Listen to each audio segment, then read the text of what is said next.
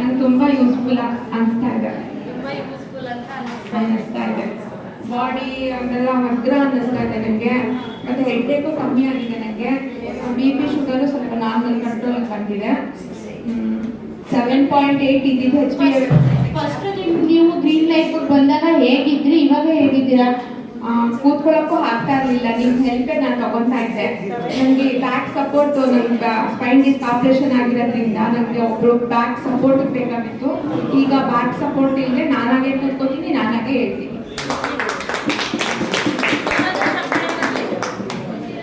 ತುಂಬ ಯೂಸ್ಫುಲ್ ಆಗ್ತಾ ಇದೆ. ಭಾನುವಾರ ಮಾಡಿದ್ರೆ ಭಾನುವಾರನೂ ಬರಕ್ಕೆ ನಡೆಯಿದೆ.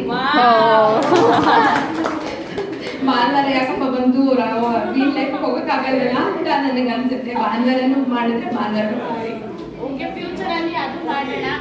ಇವಾಗ ನಿಮ್ಗೆ ಇಲ್ಲಿ ಬಂದಿದ್ದೀರಲ್ವಾ, ಬಂದು ಇಷ್ಟು ದಿನಕ್ಕೆ ನಿಮಗೆ ಇಲ್ಲಿ ಬಂದಿರೋದ್ರಿಂದ ಎಲ್ಲರಿಗೂ ಏನ್ ಹೇಳೋದಕ್ಕೆ ಇಷ್ಟಪಡ್ತೀರಾ? ಎಲ್ಲರೂ ಬರ್ಬೋದು, ತಗೋಬಹುದು ಥೆರಪಿನ.